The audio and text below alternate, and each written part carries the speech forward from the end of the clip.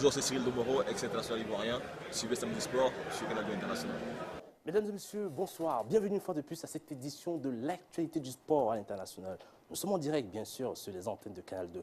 On vous remercie énormément pour vos messages de soutien par rapport à ce concept de Samedi Sport.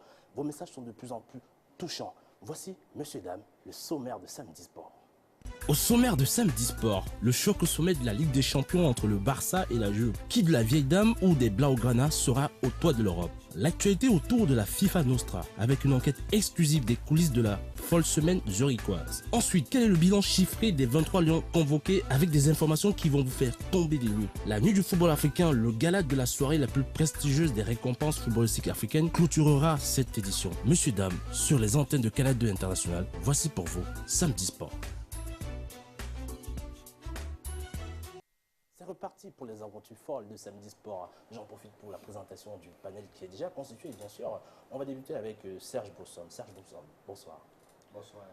Bienvenue une fois de plus au panel Samedi Sport. C'est toujours un plaisir d'être présent dans cette émission. La dernière fois, vous nous avez quitté avec le thème de Mauriza Pacaro. Oui, effectivement, je pense que c'est un sujet qui a passionné beaucoup de téléspectateurs. Et bien entendu, je pense qu'on a échangé énormément sur ce sujet-là qui était le combat du siècle. Maintenant, ça me fait plaisir de venir vous parler de football également. Très bien. À ses côtés, un tout nouveau aussi, Achille Assako. Achille Assako, bonsoir. Bonsoir Edith, bonsoir à tous les téléspectateurs de Canal 2 International. Et bienvenue à cette édition du Samedi C'est Soir. moi qui vous remercie. Alors, juste en face, c'est Saint-Jamin. C'est Saint-Jamin, notre consultant politique. C'est Saint-Jamin, bonsoir. Bonsoir Eddy, merci pour l'étiquette. En tout cas, c'est toujours un plaisir d'être invité dans votre émission. L'actualité oblige à votre présence. Oui, je ne m'en plains pas, de toute façon. C'est clair que c'est une émission qui monte. Et nous aurons un plaisir fou à être là quand vous nous invitez. Et je pense que cette fois-ci encore, on sera à la hauteur. Alors, pour clôturer avec Abou Daga. Abou Daga, bonsoir. Bonsoir. Bienvenue une fois de plus. Merci, c'est moi qui vous remercie. Alors, on en profite pour vous offrir, messieurs, dames, l'actualité de la presse sportive et cybernétique internationale au montage. Richard Nard.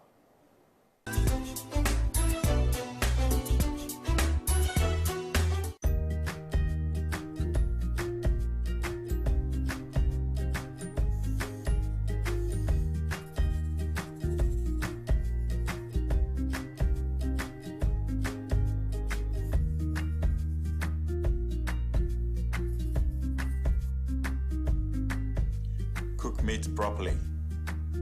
Cuisez la viande correctement.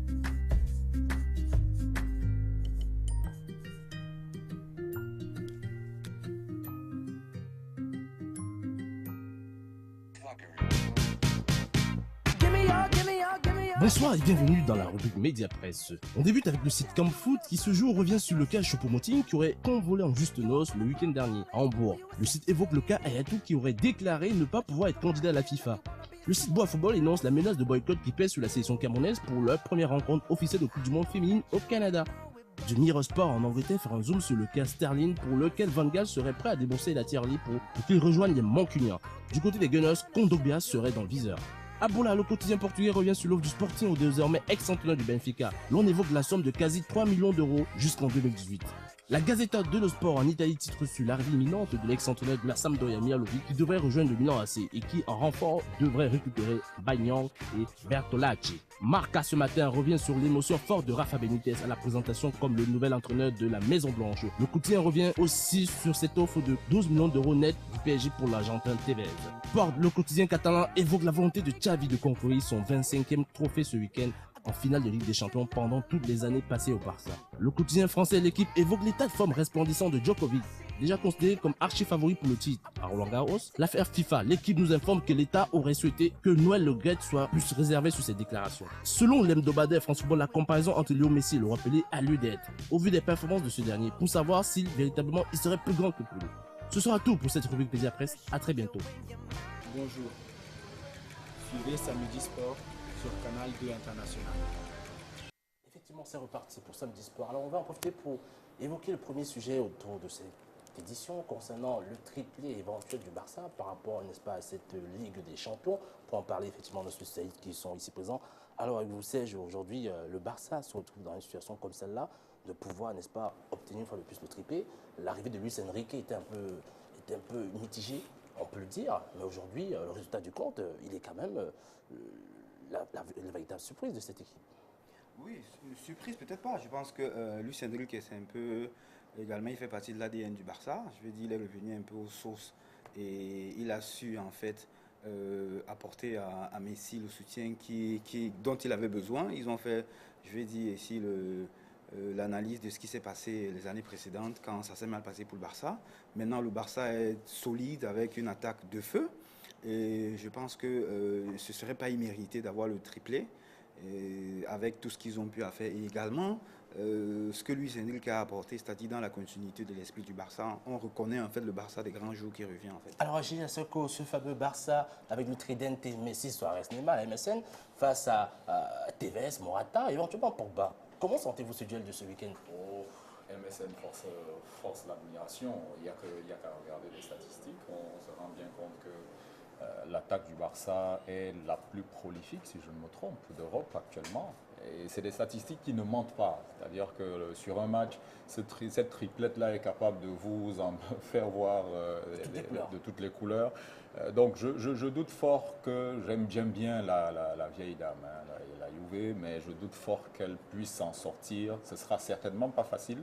Je pense que ça va se jouer sur une dizaine de minutes. C'est en 10 minutes que le Barça débloquera la situation. Le Barça, pour moi, est favori. Alors, vous parlez de statistiques, justement. On va évoquer ces statistiques concernant justement cette MSN qui atteint un résultat en termes de stats assez impressionnant. En tout cas, le meilleur de l'histoire du football espagnol, que vous allez voir affiché, bien sûr, à l'instant.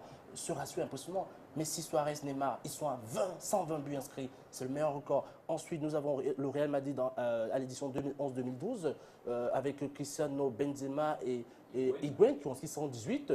En Barcelone 2008-2009, nous avons Messi, Eto'o et Henry qui en étaient à 100.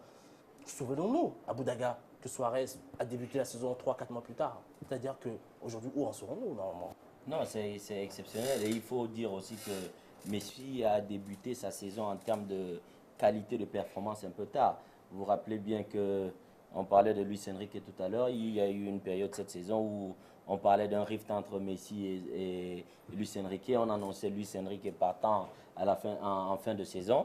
Mais c'est la réalité du football. Quand vous mettez trois talents comme de cette qualité-là ensemble, il y a un véritable souci. C'est d'abord que les uns et les autres mettent leur ego de côté et décident de jouer les uns pour les autres. Et que dans tout groupe, il y a un leader. Et qu'on accepte qu'il y a un leader naturel. Et ce leader naturel, c'est Messi. Et vous voyez que les autres, ça leur fait plaisir de voir Messi mener la barque, mais ils font leur travail, ils font la différence quand il le faut. Mais pour que la mayonnaise prenne, ça prend du temps. Et c'est ce temps-là, voilà, qui était la période de petite disette du Barça. Maintenant, on voit qu'ils se trouvent les yeux fermés et ça fait vraiment peur. Alors, que dire, alors, c'est Stade Diabène, notre consultant politique pour ce soir, exceptionnellement, de l'arrivée de Paul Pogba, comme a titré le quotidien Sport catalan il y a quelques jours, enfin plusieurs jours d'ailleurs, qu'on va voir aussi, bien sûr, le quotidien Sport qui évoque l'arrivée probable de Pogba. En tout cas, Pogba aurait dit oui aux dirigeants du Barça. À votre avis, le Barça de la saison prochaine avait un Pogba qui accepte d'intégrer cet effectif. Comment ça va être? Je crois que le trio MSN est déjà très très impressionnant. Et si en plus on y ajoute l'arrivée de Paul Pogba, c'est vrai que ça deviendrait carrément infernal. Donc je pense que, bon, ça dépend des coulisses, hein, comment les choses vont se négocier. Mais je pense que le Barça, la Juve n'est pas, je ne sais pas si elle est prête à laisser partir Paul Pogba. Mais en vérité, c'est vrai que c'est les affaires du football, c'est le business, et il est fort probable qu'il rejoigne le Barça. Mais je veux dire que ce n'est pas forcément indispensable, parce que je veux dire que le Barça aujourd'hui, avec ce trio-là, marche sur l'eau. Quand on voit la manière avec laquelle le Barça a marché sur le Bayern, quand on voit la manière avec laquelle Luis Enrique manage ses troupes, le jeu est particulièrement attrayant. Déjà avec, comment dirais-je, Guardiola, c'était déjà assez alléchant, mais avec Enrique, c'est vraiment très très attrayant. Et à mon avis, malgré le doublé Coupe du Roi, championnat, je suis sûr qu'ils sont partis pour un triplé. Mais attention à la Juve, hein, parce que je me rappelle que dans ce même stade de Berlin, en 2006, l'Allemagne, l'Italie a remporté la Coupe du Monde. Donc ceux qui sont un peu superstitieux, quand même, il faut se méfier. La Juve est quand même dans une belle montée depuis quand même un certain temps. Et puis, tout est possible en football. Une superstition peut-être de la part d'Abou Daga? Non, pas de superstition. Je voulais juste dire sur le cas Pogba au Barça, que vous savez, ce marché des transferts, c'est un peu notre petit domaine. Ce qui favorise le Barça aujourd'hui, c'est que le Barça a cette difficulté de ne pas pouvoir recruter avant janvier 2016. Et maintenant, cette solution arrange la Juve. Pourquoi? Parce qu'elle peut céder le joueur, mais l'avoir en prêt pendant une saison de plus. Donc, ils ont l'argent et leurs joueurs pendant une saison. C'est pour ça que le Barça est favori devant les autres clubs. Platini a quand même essayé de réduire, d'assouplir un peu le fair play financier. Hein. Je crois que c'est tout récent. Moi, j'ai peut-être un petit bémol parce que le timing pour moi n'est pas bon. Je vais dire, sport qui est, je vais dire, l'organe en fait de communication du Barça, il faut le dire, hein, dit que Pogba a dit oui, alors qu'il y a une finale qui se joue derrière. Je vais dire l'état d'esprit du joueur. Je pense qu'il y a aussi un peu probablement de pression qui est mise un peu sur Pogba là pour pouvoir peut-être le déstabiliser, cette bonne guerre. Marca l'avait annoncé, au Real. Donc maintenant, effectivement, ça tombe. En fait, je me dis qu'il y a un peu de effectivement, Serge, de on pression qui est comprend mise là bien sur que c'est Pogba. la guerre entre différents médias. On vous rappelle, monsieur et dames, que dans quelques instants, vous aurez une enquête exclusive, n'est-ce pas, sur le 65e congrès de la FIFA qui s'est déroulé notamment du côté de Zurich. On vous invite à rester scotché véritablement dans cette édition de Samedi Sport. Avant cela, voici le Man of the Day. L'on débute avec le Sévillan Stéphane Biya qui a remporté avec son club une seconde Europa League consécutive. Clinton J a inscrit face à Rennes son 7e but cette saison après son retour de blessure. Pour une première dans cette rubrique, un joueur local, Joseph Yanki, la nouvelle pépite du football camerounais, le sociétaire du Coton Sport de Garoua, est l'une des attractions du championnat local. Alors, à vos votes sur nos pages Facebook et Twitter pour The Man of the Day.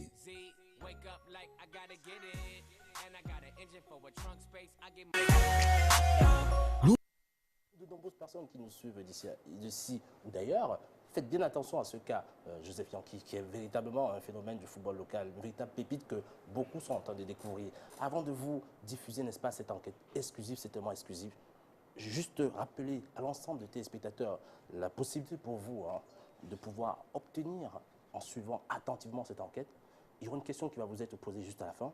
C'est le rapport d'activité de la FIFA 2014 avec les chiffres, l'ensemble des chiffres qui vont, les statistiques chiffrées, tout ce qui va avec en termes d'économie, exactement toutes les informations dont vous pouvez avoir besoin. À la suite de cela, puisque l'actualité l'oblige, vous aurez également le code éthique de la FIFA qui vous est offert dans cette édition. Et à la suite aussi, le fameux statut de la FIFA. On vous rappelle une fois de plus, il suffira juste pour vous, messieurs et dames, d'être attentifs à cette édition parce qu'une question va vous être posée à la suite de cette enquête. Et vous pourrez également avoir ce document de ce congrès de la FIFA où bien sûr les antennes de Canal 2 étaient présentes. Nous étions présents pour cette édition. On vous prie de bien vous la suivre. C'est élément monté par Richana.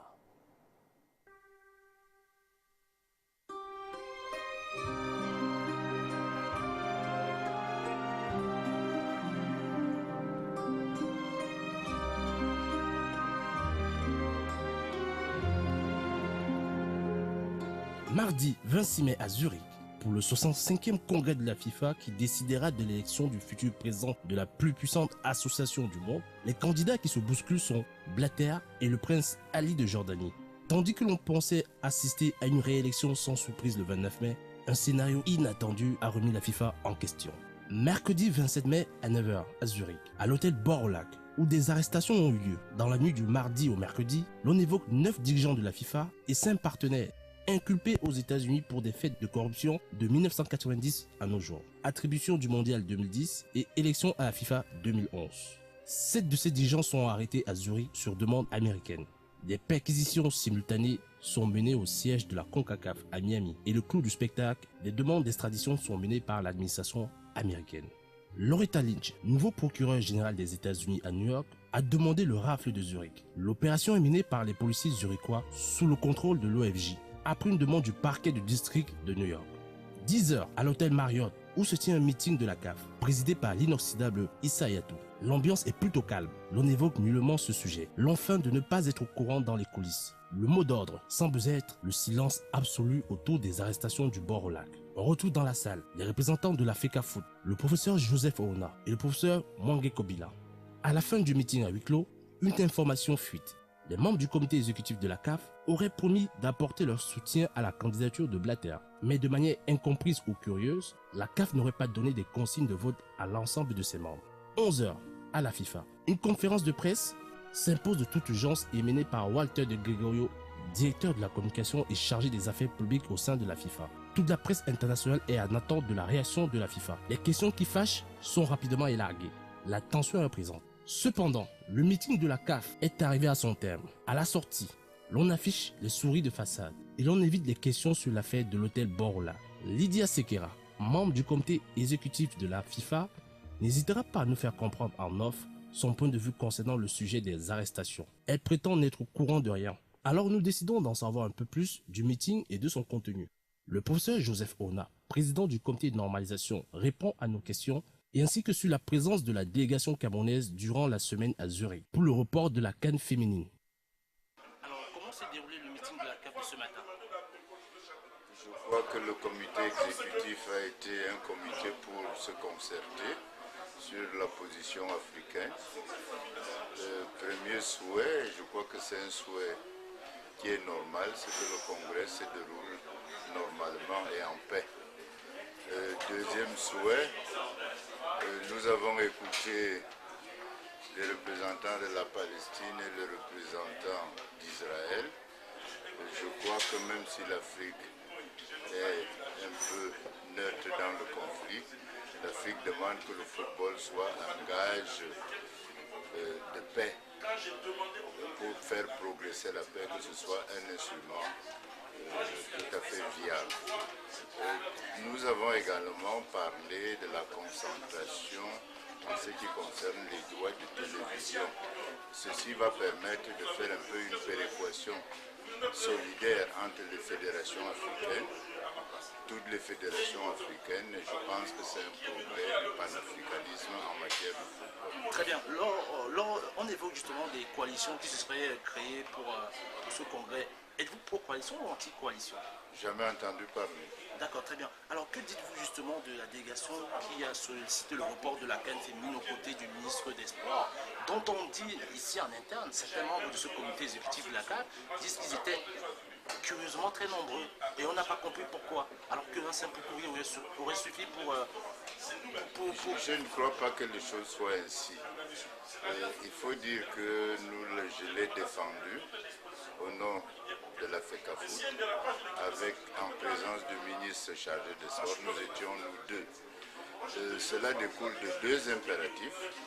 D'abord, d'un premier impératif qui est impératif climatologique.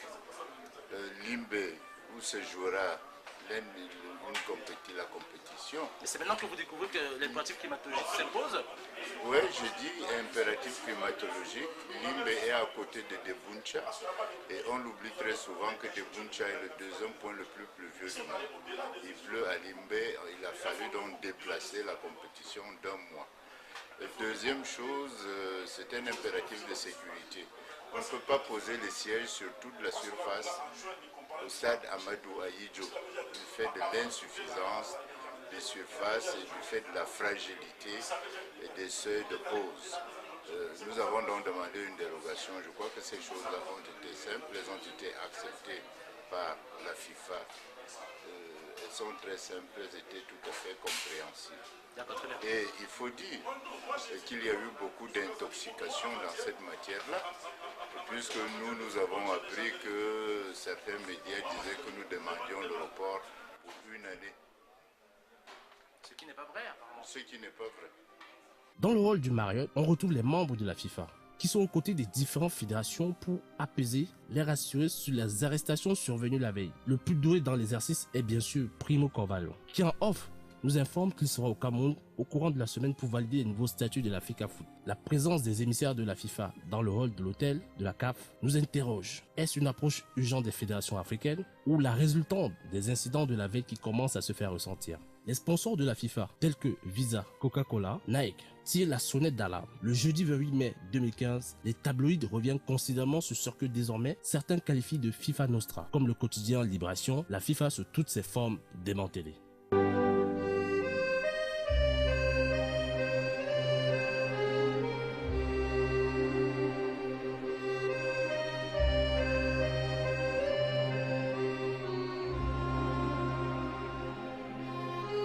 À l'hôtel Caméa, à 12h20, Michel Platini fait son arrivée. L'UEFA tient à son tour un meeting pour pouvoir élaborer les décisions ou bien sûr les orientations à venir à la veille de l'élection. Toute la presse est mobilisée en attente du début de la conférence. À la surprise de tous, Platini annonce le soutien inattendu de l'UEFA pour la candidature du Prince Ali, unique adversaire de Blatter. La position de l'UEFA met encore mal le clan Blatter.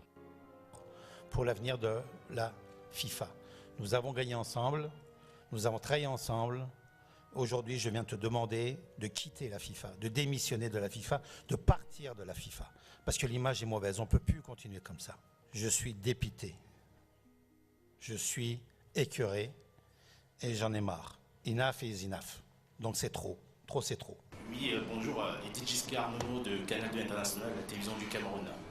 Alors, au vu du scénario qui s'est produit récemment, on a constaté, vous l'avez si bien dit, sans doute la zone Comebol en a un peu ras-le-bol. Au niveau de l'UEFA, vous l'avez notifié à l'instant que vous avez donné des consignes pour qu'on puisse voter en faveur du Prince Ali. Et du côté de la CAF, de manière extrêmement curieuse, on aurait demandé à l'ensemble des membres de voter librement. Est-ce qu'aujourd'hui, au vu de toutes ces analyses, on peut dire que, selon vous bien sûr, que mathématiquement, les carottes peuvent être cuites dès demain pour le président Blatter? Non. Vous savez, Zep, s'il a décidé de rester, c'est qu'il est costaud, c'est qu'il y a beaucoup de gens qui travaillent pour lui, et donc il peut avancer. Mais ce que j'ai noté dans la CAF, et je vous remercie de le dire, c'est qu'avant c'était « nous soutenons M. Blatter ». Là, c'était « nous soutenons M. Blatter », mais les associations sont libres de voter pour qui elles veulent. C'est un nouveau changement, un renouveau de la démocratie dans la zone africaine. Donc c'est bien qu'ils laissent les gens voter. Comme j'ai dit aux associations nationales, on vous laisse aussi voter, mais votez pour Ali, quoi. Quelques heures plus tard, au lieu dit du 65e congrès au Allen Stadium, à 16h40, on aperçoit enfin le président Blatter qui affiche un air de sérénité malgré les contestations permanentes en interne. Le président Blatter est égal à lui-même, souriant, confiant et toujours aussi blagueur. Et sans doute, comme tout le monde, impatient du déroulement des hostilités. Rappelons que pour le congrès, il existe 209 associations à travers le monde. Et les voix sont réparties telles quelles. L'UEFA, 53 voix, la CAF, 54 voix, l'AFC, 46 voix, CONCACAF, 35 voix, l'OFC, 11 voix et le CONMEBOL, 10 voix. Ainsi donc, l'on comprend mieux pourquoi les dirigeants africains sont assez souvent sollicités et le système de vote est tel que la voix de l'Éthiopie par exemple compte autant que celle de la puissante Allemagne ou encore même du Brésil. Le jour J au congrès de la FIFA, les manifestants pour les causes de la Palestine se font ressentir car l'APF, l'association palestinienne de football, a sollicité le retrait de l'association israélienne de football, ce qui est d'ailleurs à l'ordre du jour du 65e congrès.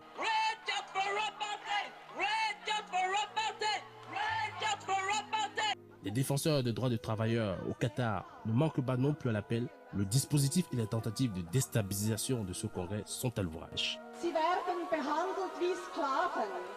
Sie können nicht abreisen, wenn sie wollen, weil ihnen der Pass abgenommen wird. 9h, le président Blatter ouvre le début du 65e congrès de la FIFA qui se tient au Allen Stadium à Zurich. Le 9e congrès organisé dans la ville où réside la FIFA en Suisse depuis 1932 est lancé officiellement par la cérémonie d'ouverture qui s'est tenue le 28 mai 2015. Le président Blatter prend les devants. Sir Blatter est-il encore sûr d'être réélu? Et le candidat Ali, pourquoi ce silence? The election should go ahead.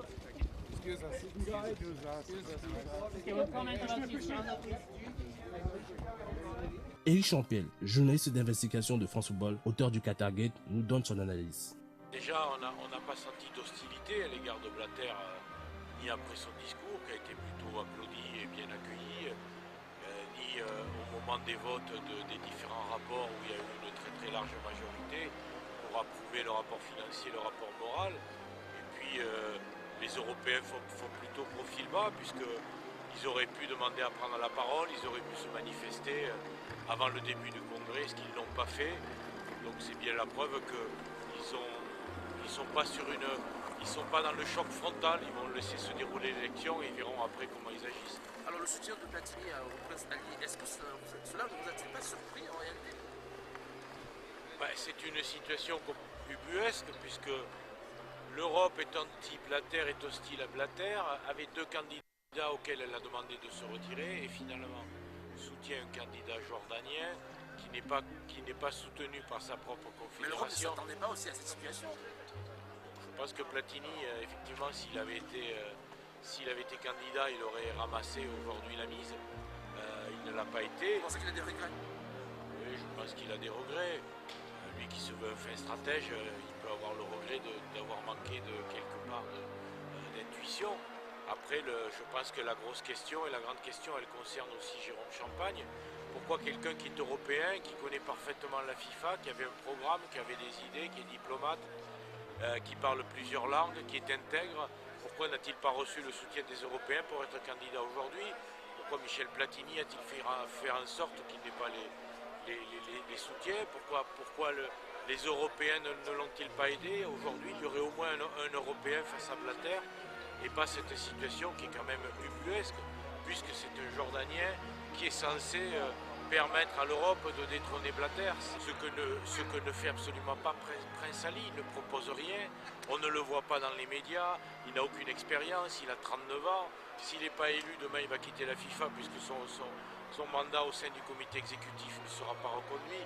Donc une fois encore, c'est une situation qui est contraire à toute bonne stratégie politique.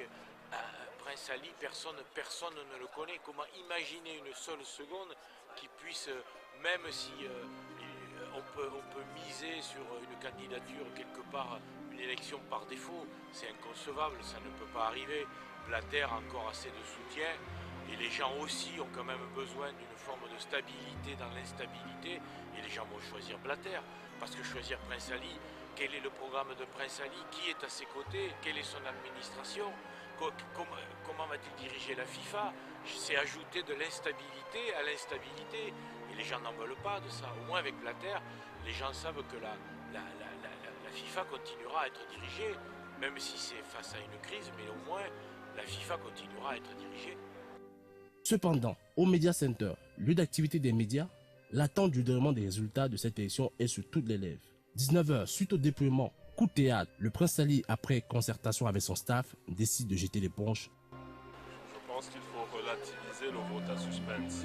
C'est un problème de code électoral, c'est-à-dire que pour être élu au premier tour, il faut avoir les 2 tiers des voix. 2 tiers des voix, ça fait 140 voix. M. Blatter en a eu 133, donc il lui en manquait 7. On ne peut vraiment pas parler de suspense, d'autant plus que le différentiel était de 60 voix. Prince Ali n'en ayant eu que 73. Mais c'est probablement tout à son honneur, effectivement, d'avoir pu réaliser un score qui ferait envisager le second tour. Mais à l'analyse, forcément, il était difficile pour lui de remonter la pente et d'atteindre les 105 voix nécessaires pour être élu au deuxième tour. Mais l'esprit du succès vient du fait qu'il a bénéficié de dérèglements inattendus de la part de l'UEFA et qu'il a été besoin des confédérations au dernier moment. Pas de ralliement inattendu. Les soutiens qui s'étaient manifestés pour lui ont été exprimés. Je pense que le président de l'UEFA a clairement indiqué au préalable que la candidature de Prince Ali était la candidature de l'UEFA et que l'UEFA le soutiendrait. Il y a des pays dans d'autres confédérations, je pense notamment à l'Australie, qui ont clairement affiché leur préférence pour le Prince Ali. Donc il était acquis, il était quand même envisagé qu'il ait un bassin de voix potentiel. Est-ce que selon vous, le mouvement Blatter va-t-il être fragilisé après tout cela? Est-ce que du côté de l'UEFA? On ne va pas lire dans les oracles, mais je pense que le président Blatter l'a dit pour sortir de ce congrès. Maintenant, il est élu, il est le président de tout le monde. Il est le président des 209 associations membres qui composent la FIFA.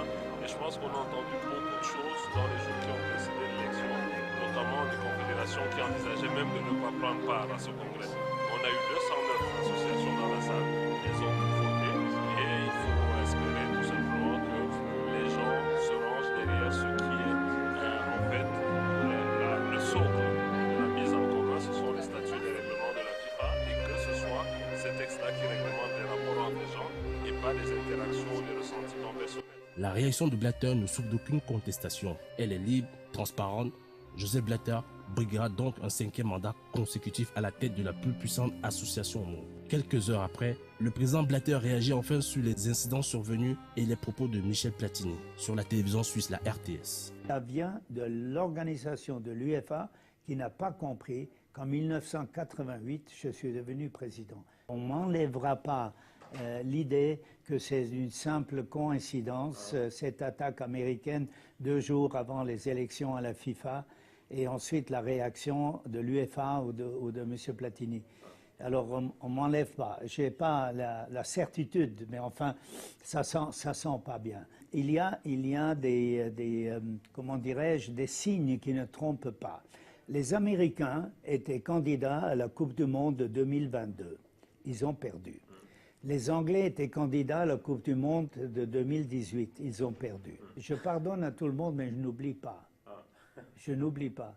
Et maintenant, avec Platini, il faudra constituer de nouveau, ou avec l'UEFA, nous ne pouvons pas vivre sans l'UEFA, et l'UEFA ne peut pas vivre sans la FIFA. Mardi 2 juin, dans la matinée, la FIFA, après une révélation du New York Times, dans l'affaire de corruption qui touche l'instance mondiale depuis une semaine, dément formellement cette énième accusation. Or, une lettre publiée par Martin Ziegler, chef de la rubrique sport du Media Press Association en Angleterre, affirme le contraire. Donc, Valk était au courant du projet et des fonds de 10 millions d'euros qui pourraient servir de faire le lien entre ces fonds et l'achat du vote de Jack Warner en faveur de l'Afrique du Sud. En début d'après-midi, l'inéluctable se produit.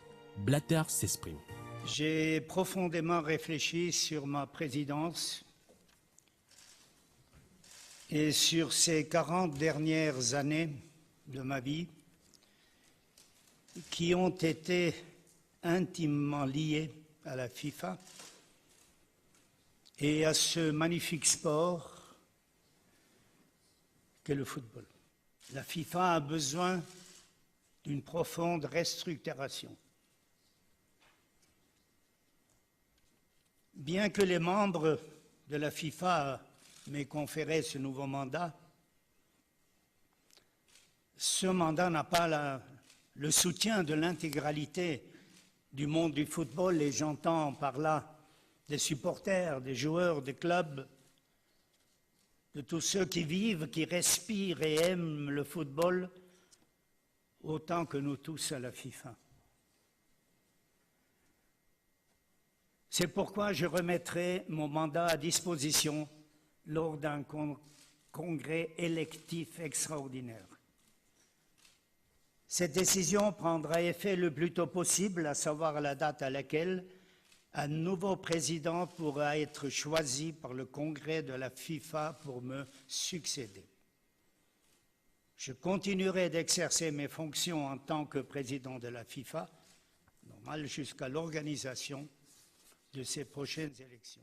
Les médias ont une fois de plus fait et défait les instances de l'association la plus puissante au monde. L'administration américaine avait vu juste. C'était pas tout à fait prévu, en tout cas pas la semaine dernière. Depuis ce matin, je m'y attendais un petit peu parce que j'ai des équipes au Canada pour le championnat du monde des femmes. Et Jérôme Valk, qui devait arriver vendredi, avait annulé depuis ce matin son arrivée. Donc, je suis étonné qu'il arrête alors qu'il a gagné quand même assez facilement la semaine dernière. Donc, ceci dit, je crois que la FIFA était tellement ballottée, même depuis, ça me paraît une bonne décision. Au moins, il va y avoir une véritable élection, parce que tant que Blatter est candidat, il gagne. Enfin, je suis désolé, on peut raconter ce qu'on veut. Il avait les continents africains pour lui à 100%, une partie de l'Europe, et puis donc, le candidat qui était en face de lui, malheureusement, ne pouvait pas réaliser un gros score. Justement, retour sur le plateau de Samedi Sport avec vous, les panélistes, c'est Saint-Jamel. Lorsqu'on voit tout ce scénario qui se produit du côté de Zurich avec Blatter, qu'en dites-vous aujourd'hui? Où en est la FIFA selon vous? Je pense que ces dernières années, la FIFA a traversé des moments très très sombres, très très difficiles.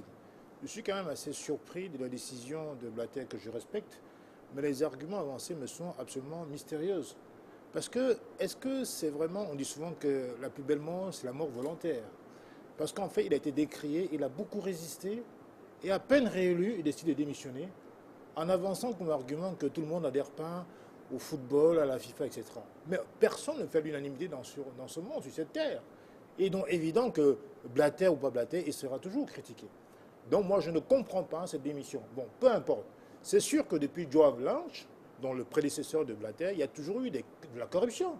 Il y a toujours eu une Cosa Nostra, une mafia au sein de la FIFA. Mais pourquoi aujourd'hui l'affaire est brutalement révélée? Simplement parce que la Coupe du Monde 2018 a été attribuée à la Russie. Or, on sait bien qu'il y a une guerre larvée entre la Russie et les États-Unis. Les États-Unis, mécontents d'avoir perdu l'attribution de la Coupe du Monde 2022, et l'Angleterre, son cousin de l'autre manche, ayant perdu en 2018, évidemment, il s'acharne sur Blatter en pensant toucher Poutine. Voilà l'origine du conflit en vérité. Parce qu'en vérité, il y a toujours eu de la mafia au sein de la FIFA. Et tout d'un coup, on nous sort qu'aujourd'hui, la corruption, mais les États-Unis s'en servent dans un but politique, parce qu'en vérité, c'est le FBI qui est derrière. Ce n'est pas la justice américaine. Le FBI, c'est le gouvernement américain. Moi, j'en tire une leçon, c'est quoi? C'est qu'en vérité, on nous a toujours fait comprendre qu'il n'y a pas d'ingérence des États dans le football mondial. Or, le FBI étant le gouvernement américain, s'ingère dans le football mondial, la FIFA en l'occurrence, et fait tomber des têtes. Il y a quand même 9 personnes du comité exécutif qui ont été arrêtées sur demande de la justice américaine, relancée par le parquet suisse. Aujourd'hui, on se rend bien compte qu'il y a 2 poids 2 mesures, que la FIFA n'est plus une Bastille imprenable. Et donc, le Cameroun a tort de se laisser marcher sur les pieds par la FIFA, qui serait un super État qui ordonnerait aux États souverains. Donc voilà la leçon qu'il faut en tirer aujourd'hui. D'accord, très bien. Voilà. Hormis cette leçon, selon Sestan Djamène, bien sûr, est-ce que, selon vous, Abou Daga, aujourd'hui, une association comme celle-là, qui génère autant d'argent, est-ce que c'est normal qu'elle continue à adopter le même statut d'association? Est-ce qu'il n'est pas normal qu'on trouve un statut spécifique par rapport au cas de la FIFA, pas simplement FIFA, parce qu'il y a de nombreuses associations qui sont installées en Suisse et qui posent problème. D'ailleurs, récemment, un député suisse, Bruno Richel, que nous avons eu dans cette édition, qui a fait voter une loi anticorruption par rapport à ce genre de situation. Est-ce qu'il n'est pas grand temps de repenser le modèle FIFA? Non, moi je pense en termes de statut, le fait que ce soit une organisation à but non lucratif est quelque chose de positif pour les différentes fédérations et pour les pratiquants de ce sport. Non, mais une association à but non lucratif qui génère quand même plus de 1 milliard. Non, mais ça va, on est gentil. Quand on dit à but non lucratif, le plus important c'est quoi? Quand on dit à but non lucratif, c'est où finissent les fonds. C'est-à-dire que quand elle gagne de l'argent, si c'est redistribué à tous ceux qui produisent cet argent, c'est de ça qu'on parle. Oui, mais si elle devient par exemple une entreprise où il y a des actionnaires ou ainsi de suite, on sera un peu plus sujet à de la manipulation que c'est le cas. Mais Abou Daga, vous parlez de redistribution de l'argent. Platini, à cet hôtel, il disait justement, au Caméa, il disait justement que le problème que la FIFA, du moins l'UEFA a avec la FIFA, est simplement de savoir que les montants qui sont redistribués notamment à certaines nations, on parle aussi de l'Afrique, entre guillemets, notamment les projets Gold, on ne sait pas ce qu'on en fait. Il n'y a pas d'organisme de contrôle par rapport à cela. On a l'impression que c'est un système mis en place pour acheter des voix. Non, je suis d'accord là-dessus, mais là, je parle qu'on parle plutôt du fonctionnement de la structure. Là, c'est différent des statuts. On parle du fonctionnement de la structure. Si vous changez les statuts et que vous ne changez pas les hommes, le système ne va pas disparaître. C'est-à-dire que ce que l'UEFA veut, en fait, il faut qu'on soit honnête, l'UEFA considère que parce que c'est le football le plus développé, ainsi de suite, les fonds alloués à l'Afrique devaient diminuer et proportionnellement à l'image et tout le reste. Et nous, ça ne nous arrange pas. Vous avez bien vu qu'il y a 54 pays, un pays égal à un pays. Donc, on voudrait, pour que notre football se développe, aujourd'hui, on a eu une Coupe d'Afrique, une Coupe du Monde en Afrique. On a eu des pays qui ont bien utilisé ce projet Goal. Il y a des pays comme le Mali aujourd'hui, il y a 11 stades dans le pays. Vous allez en Côte d'Ivoire, un peu partout, il y a des stades. S'il y a des pays qui ont accepté de faire des petits micmacs et des petits zigzags avec l'argent qu'on leur donne, c'est leur problème. Mais il y a encore des pays en Afrique qui ont bien profité du projet Goal pour mettre des infrastructures, pour les jeunes qui aiment pratiquer ce sport, pour les gens qui sont juste amateurs, vous savez, les corpos, vétérans, ici. Tout ça, c'est des gens qui font partie de la FIFA. C'est des gens qui aiment le football, c'est eux qui participent. Parce qu'on parle de nombre de licenciés. Quand vous avez un championnat vétéran, corpo, ainsi de suite, tout ça, ça fait partie du football. Il a dit quelque chose qui m'a touché, cette Blatter quelque part. Vous savez, c'est des gens qui ont de grosses cellules de communication. Les mots, ils savent les placer. Il dit, il quitte parce que, bon, je ne sais pas si c'est vraiment ça, mais le mot est très bien choisi. Il quitte parce que le monde du football, les clubs, les joueurs, tous ceux qui sont les supporters ne sont pas derrière lui. C'est une raison légitime et honorable, mais est-ce que c'est vraiment ça qui l'amène à quitter? That is the question. Alors, Achille Assako et Serge Bosson, il y a de nombreuses actualités autour de cela. Le cas de Chuck Blazer, cet Américain qui est à l'origine de toute cette investigation. Où en est-on justement par rapport à Chuck Blazer? Quelles sont ses positions actuelles par rapport à cette investigation de la FIFA? C'est quelqu'un qui a négocié on va dire sa reddition, entre guillemets, pour ne pas être pris dans les NAS du FBI. Il a accepté de collaborer, il a livré les gens qu'il aurait dû livrer, il a fait écouter tous les hauts responsables qu'il aurait dû. Donc, c'est quelqu'un qui va très bien s'en sortir. La nouvelle procureure aux États-Unis de New York, par exemple, a tout de suite instruit qu'on attrape tout ce qui était aux États-Unis, tout ce qui était Et le timing, que dites-vous à propos du timing? Parce que certains Non, pensent... le timing n'obéit pas à autre chose qu'aux élections de cette dame aux États-Unis. Parce qu'il faut bien le dire, cette affaire aurait dû éclater un peu avant. Loretta Lynch, voilà. procureure générale. Voilà, la procureure générale. Donc cette affaire aurait dû éclater un peu avant. Sauf que aux États-Unis, l'ancien procureur devait céder son fauteuil. Et il fallait une nouvelle personne à ce poste-là qui allait enclencher les hostilités. Et c'est sa première affaire, sa toute première affaire. Et sans doute, elle s'est servie aussi du rapport de Michael Garcia, qui oui, était aussi procureur. Bien sûr. Le lobby américain, voilà. Le fameux lobby américain. Il faut noter, et c'est là que j'appuie un peu ceux qui pensent que le gouvernement américain est très impliqué dans cette affaire. Il faut noter qu'avant que Loretta Lynch ne prenne cette décision-là, il y a eu ce qu'on appelle aux États-Unis une messe de minuit entre les républicains et les démocrates qui se sont rencontrés pour dire voilà, c'est le moment, il faut y aller. Donc, ça veut dire ce que ça veut dire, comprenne qui voudra. Alors, Serge Bosson, pour sortir de ce sujet, une analyse? Oui, je pense qu'en fait, je vais un peu dans la droite ligne de ce qui a été dit. Ici, ce qu'il faut reconnaître également, c'est qu'en réalité, les noms des personnes qui sont inculpées, c'est-à-dire les noms des personnes qui sont... Je ne pense pas que les autres membres du comité exécutif de la FIFA ne sont pas concernés.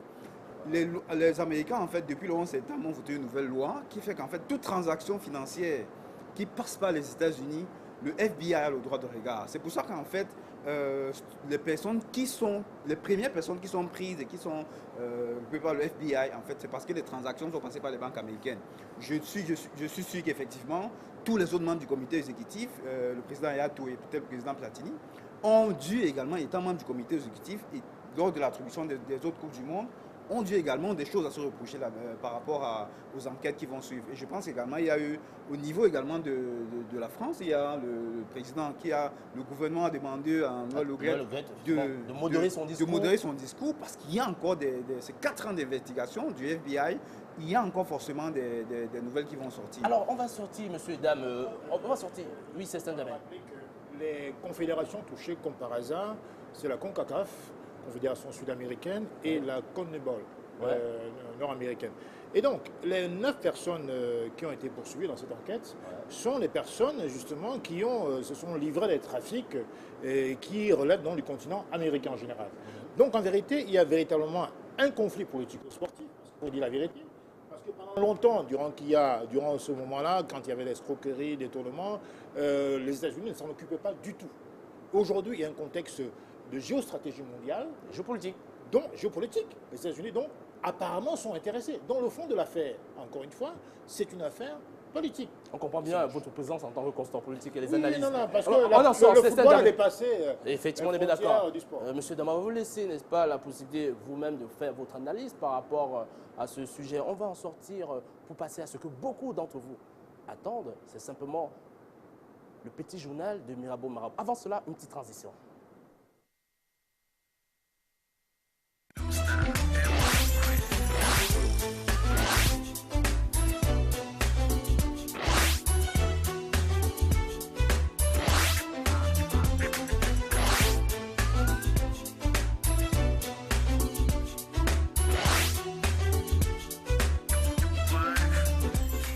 Bonjour, c'est Cyril Domoro, ex-international ivoirien. Suivez Samedi Sport, je suis Canal International. De ce petit journal qui, une fois de plus, va bien sûr nous édifier sur l'ensemble des sujets qu'il évoque. Alors Mirabeau, comment il va le Mirabeau? Très bien, bonsoir. Alors, quoi de neuf pour cette actualité ce soir? Bon, c'est l'actualité de la Ligue 1, rien à voir avec les problèmes de la FIFA. On a joué au foot cette semaine au Cameroun. On a terminé avec la phase aller de la Ligue 1. Les clubs, la plupart des clubs du championnat de première division sont en vacances, ils sont en repos depuis quelques jours et on va profiter pour dresser le bilan de la phase aller de la Ligue 1. La phase retour démarre le 14 juin prochain avec la première journée de la phase retour. On va dresser les tops et les flops. D'abord, le classement de la Ligue avec Autant Sport de Garoua, leader, 33 points. Deuxième, Botafogo de Douala, un bleu qui est deuxième. New Star de Douala, troisième. Lyon Blessé de Fotoni, un autre bleu. Et quatrième, Dragon de Yaoundé, le troisième bleu. Et septième, les bleus se sont très bien comportés lors de cette première phase de championnat de Ligue 1. Et on va le voir à la seconde page avec le Canon Sportif de Yaoundé, Ndjalakoun Sport Academy et le Tonnerre Kala Club qui sont dans la zone rouge. 2 clubs de la capitale dans la zone rouge, UMS de Loum aux portes. Les surprises de cette phase allée de la Ligue 1, Young Sport Academy, Lyon blessé de Fotoni et Botafogo de Douala. Botafogo, deuxième au classement, a fait tomber l'ogre Coton-Sport de Garoua en lui infligeant sa première défaite de la saison. C'était mardi dernier, en match en retard de la 17e journée. Lyon blessé de Fotoni a dominé la Ligue 1 pendant 7 journées. Young Sport Academy reste avec ses belles habitudes de la saison dernière. Lyon Sport Academy est l'une des meilleures équipes à domicile. On va voir après les surprises. On a les grosses déceptions de cette phase allée de la Ligue 1. 3 équipes qui sont les déceptions de cette phase allée. Bamboutos de Bouda, Unisport Djonkam et Cosmos de Bafia. Cosmos, le club de Bafia qui ne s'est pas encore remis de l'euphorie de la Ligue des Champions. Cosmos va mal. Unisport Djonkam qui est 13e au classement va aussi mal avec des résultats décevants. Bamboutos Football Club de Bouda, le club le plus supporté en Ligue 1, va également mal dans la première page du classement. Mais cette équipe déçoit de par ses résultats. Du côté de Bouda, ça ne gagne toujours pas. On quitte les déceptions. On va un peu plus loin avec ces clubs qui sont les crises de cette Ligue 1. Plus que des déceptions, ce sont les inquiétudes. On a le Touné Kara Club et l'autre équipe, le Canon Sportif de Yaoundé. Le club de Nkolndongo va très très mal. Juste un petit embelli et après le club a retrouvé ses vieux démons.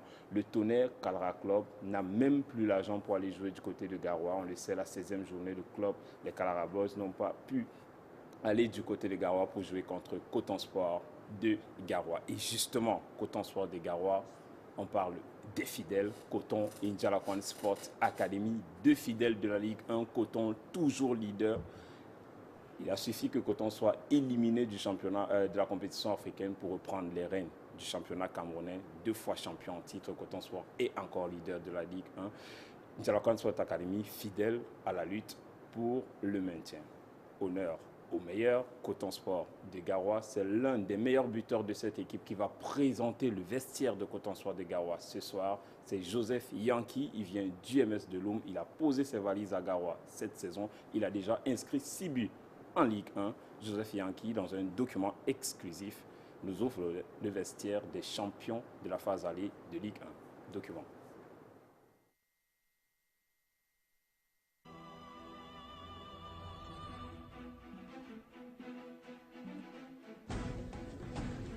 Salut, moi je suis Yankee Joseph, attaquant Coton Sport de Garoua. Je vous présente le champion du Cameroun de phase allée, Ligue 1.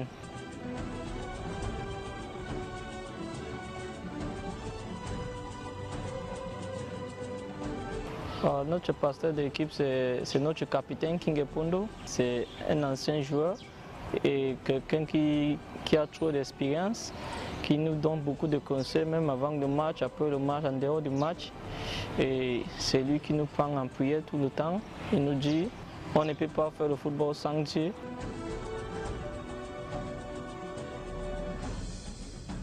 En Coton Sport, on a beaucoup de joueurs fashion, comme Mangamba, vous le connaissez, il est trop fashion. Et il aime les trucs Bobaraba, les pantalons de l'air, les trucs qu'on voit souvent avec les stars.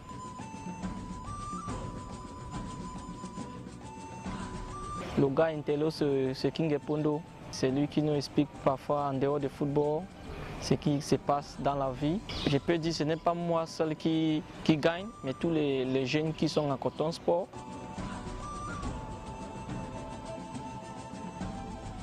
Le plus timide pour moi, c'est Souleymano, parce qu'il ne parlait pas beaucoup, il est toujours calme dans son côté.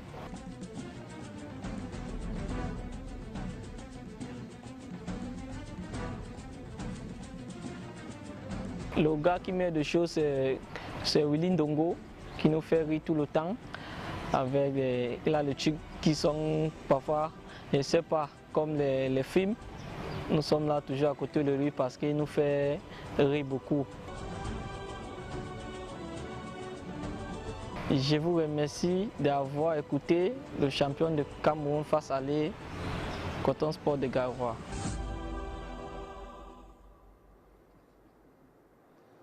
Joseph Yankee a retrouvé sa famille du côté de Limbé hier pour quelques jours de vacances parce que mardi prochain, Coton Sport reprend avec les séances d'entraînement. Le prochain match, la phase retour démarre le 14 juin. Je vous les ai.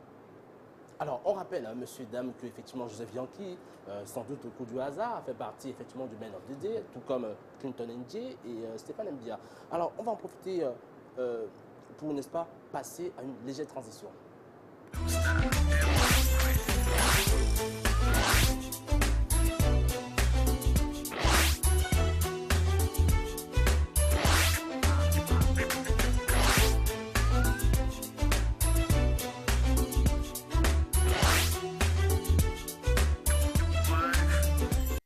Alors, on va repasser à un sujet qui va plaire sans doute à certains et qui va déplaire à d'autres. C'est tout simplement autour des joueurs convoqués pour la rencontre de ce week-end du Cameroun, notamment la liste que vous allez voir en image, dans laquelle on a décidé de pouvoir vous offrir, n'est-ce pas, les statistiques ou tout au moins le bilan de chacun de ces joueurs qui ont été convoqués. On va faire le bilan de la saison de ces joueurs convoqués pour la sélection nationale. Alors on va évoluer avec les défenseurs en image que vous allez voir, du moins les gardiens en image que vous allez voir sur les stats, pour essayer de voir les stats de chacun de ces joueurs. On commence par Diasembe qui a 29 ans, qui évolue à Nancy et qui a 8 matchs joués et 7 buts encaissés concernant Diasembe.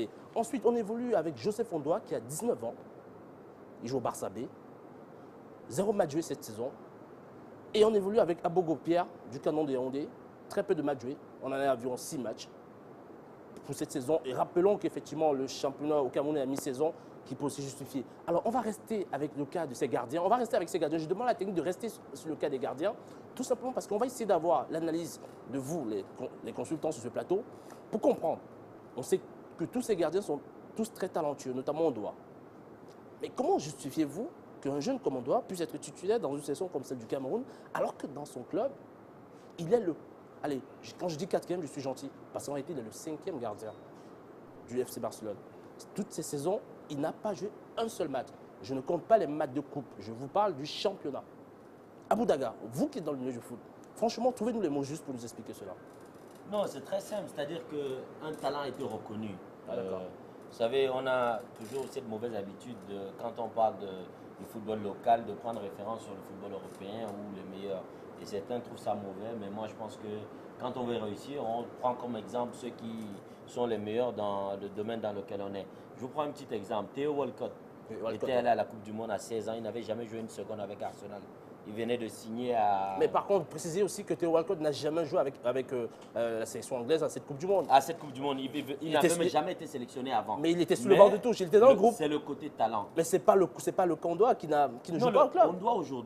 Ondoa aujourd'hui est entré en sélection à un moment donné. Quand il est entré en sélection, le sélectionneur se base sur ses performances en club, mais aussi sur ce qu'il lui a donné sur le terrain. Mais quelle performance plus qu'il n'y en a pas? Non, il a des performances avec la sélection nationale. C'est-à-dire que chaque en moins de 18 ans, en moins de 18 ans. Non, la sélection A du Cameroun. Non, je parle du Barça. Il est à moins de 18 ans. Non, avec le Barça, qu'est-ce qui se passe? Ce garçon a été le gardien de l'équipe B.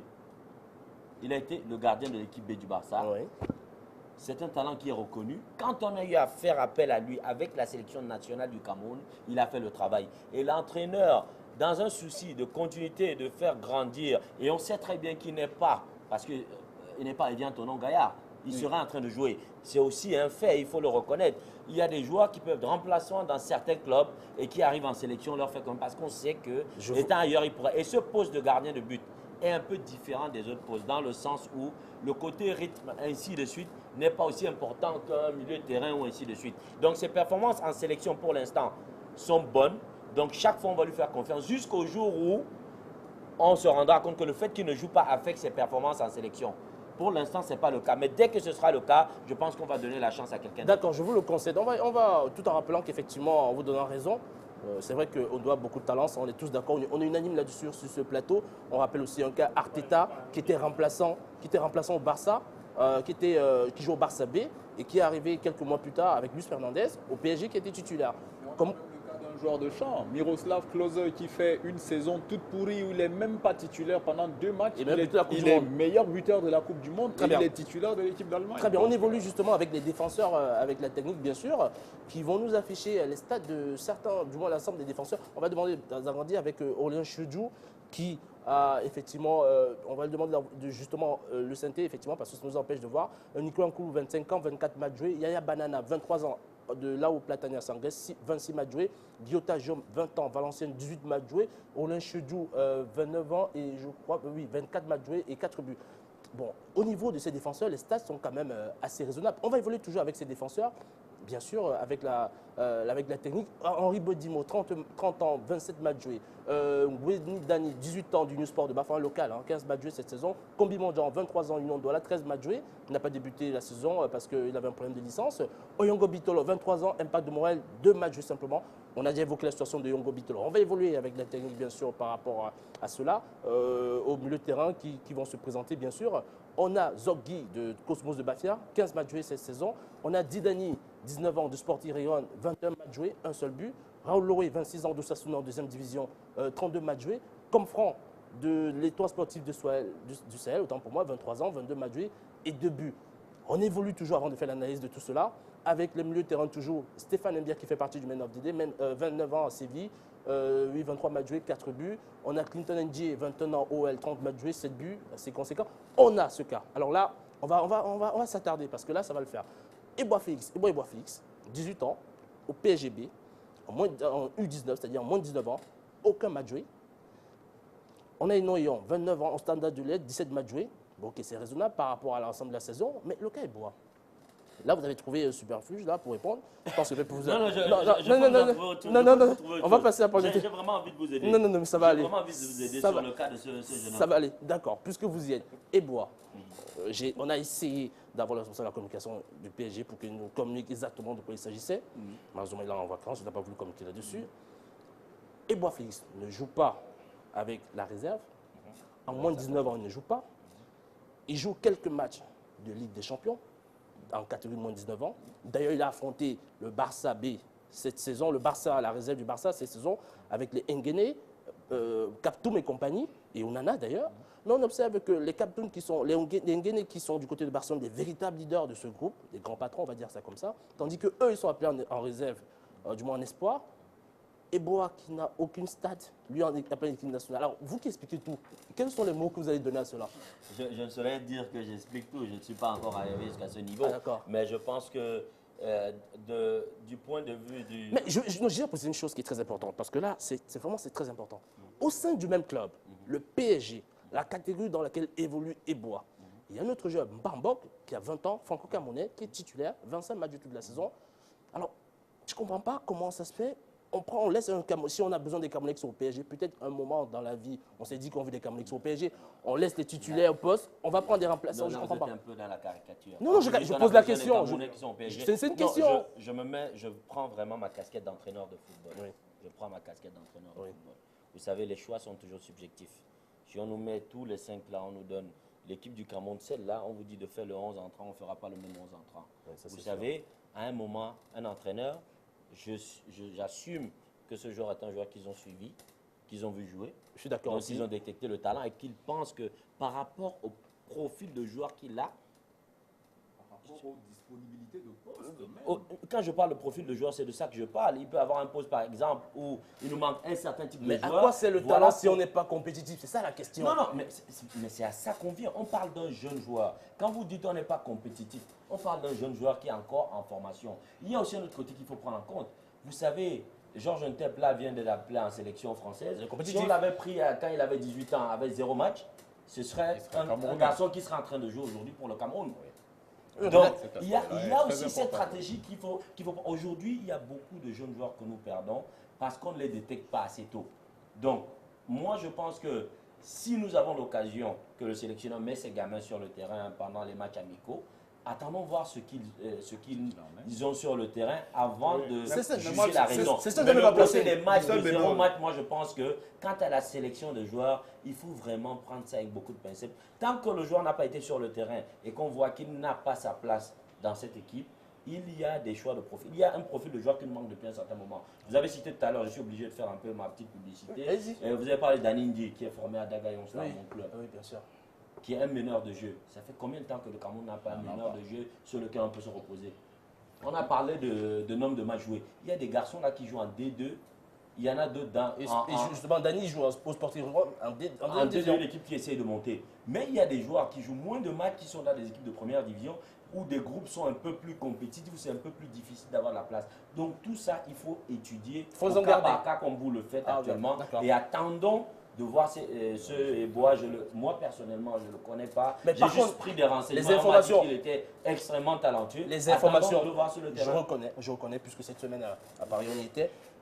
Tous ceux qui connaissent Eboa nous ont confirmé que le joueur est vraiment talentueux. C'est toute l'info que j'ai Mais eue aussi. néanmoins, malgré le talent, parce qu'on suppose que tous qui sont en session ont du talent, mais on va sur l'analyse des stats, on va pas sur l'analyse, on analyse des stats. On ne saurait s'en tenir qu'à ça. Voilà. Alors, c'est un qui veut en placer une. Je ne partage pas tout à fait l'opinion d'Aboudaga, parce qu'en Contrairement vérité, de vous. je pense que le football... non, mais on est là pour débattre, pour analyser. Je pense que le football a ses lois, a ses automatismes. En matière de football, comme en d'autres matières de sport d'ailleurs, il ne faut pas faire de choix subjectifs. Les choix doivent être objectifs. C'est les meilleurs qui doivent être sollicités. Parce qu'en vérité, on sait que tout à l'heure on parlait de FIFA Gate, de FIFA Nostra. Je pense qu'il y a une fake Nostra. Parce qu'en vérité, je pense qu'il y a une mafia. Il y a même dans cette équipe nationale des joueurs qui n'ont pas de club, mais qui sont quand même sollicités pour jouer en équipe nationale. Ça vient d'où? Donc ça veut dire en vérité qu'avec un entraîneur complètement nullissime, il faut dire la vérité, Volkovsky est totalement nullissime. Évidemment, non, c'était pas le sujet. Tout le monde le voit. C'était pas le sujet. Mais c'est pour dire que dans cette équipe, à laquelle je n'y crois plus, parce que l'entraîneur qui a été reconduit de façon mystérieuse n'a pas sa place, et forcément, il continue à entretenir un certain nombre de choses, ce qui n'est pas normal. Il n'est pas normal qu'on sélectionne un joueur avec 0 match. Ça n'existe dans aucun pays du monde. On ne prend des joueurs en équipe nationale que s'ils ont au moins un minimum de matchs. C'est pas possible, quel que soit leur talent. C'est sincèrement merci pour votre intervention. Moi, on rappelle que le cas Fike n'était pas le sujet. Et non, j'ai fait une bifurcation. Et une autre bifurcation que vous avez faite par rapport aux joueurs qui n'ont pas de club, parmi ces 27, tous ont des clubs. On va évoluer avec... Non, je n'ai pas dit qu'ils n'ont pas de club, j'ai demandé qu'ils n'ont pas de match. Non, parce que ce n'est pas normal qu'on sélectionne des joueurs qui n'ont pas de spectateurs match. innocents peuvent penser que parmi eux, il y a des gens qui n'ont pas de club. Non, on a indiqué leur club. Effectivement, on va évoluer avec la technique, toujours avec l'analyse des attaquants qu'on va diffuser à l'antenne. Alors, on a Karl Toko Ekambi du FC Sochaux, qui est un jeune joueur, je crois qu'il a 20 ans, Karl Toko Ekambi. Il a 24 matchs joués, 14 buts inscrits. Franck Itundi, le frère de Stéphane Mbia, que certains contestent beaucoup, on sait pourquoi. D'ailleurs, 26 ans, FC Zurich, 24 matchs joués, 9 buts. D'ailleurs, il se pose la question, comme on voit l'image. Ensuite, Abouaka Vincent, 23 ans, c'est Porto, 14 matchs joués, 4 buts. Et Jacques Zoua, 23 ans au KCS Sport, 18 matchs joués et 8 buts. On va évoluer, bien sûr, toujours avec nos attaquants pour essayer de voir ce que la suite que va nous offrir la technique par rapport à cela. On va essayer d'abord de voir justement Mengolo Justin qui est au FC Cluj, en Universitario Club en Roumanie, qui est un jeune joueur qui a déjà 5 buts inscrits. Choupo-Moting, on ne représente plus, 26 ans, Charles 04, 31 matchs, 9 buts. Benjamin Mukanjo, 26 ans, Stade de Reims, 31 matchs, 8 buts. Et Léonard Pouique, 29 ans, Rizesport, 27 matchs et 12 buts. Alors quand on voit cette panoplie de joueurs qui se portent aussi bien, on ne peut qu'être content. Alors on va essayer de voir aussi ce qui va se passer à la suite. Le 11 entrant habituel de Lyon. Avec la technique, bien sûr, on observe que le 11 entrants habituel, entre guillemets, c'est standard qu'on aligne en doigt, Oyongo à droite, Nkulu, Chedjou, Bedimo, Mukanjo, Bia, Loé, Choupo, Eno et Aboubaka Vincent. Alors, on essaie aussi de vous mettre en place le 11 entrants qu'on aurait considéré comme étant l'ensemble des joueurs qui sont en Europe et qui ont le plus de matchs, c'est-à-dire qui ont les meilleurs stats. On ne prend pas en compte le fait qu'on les aime ou qu'on ne les aime pas. On est d'accord. Juste les meilleurs stats. C'est-à-dire que là, on va revoir sur le 11 que Kameni trouve sa place au goal. Alam Nyom trouve sa place à droite.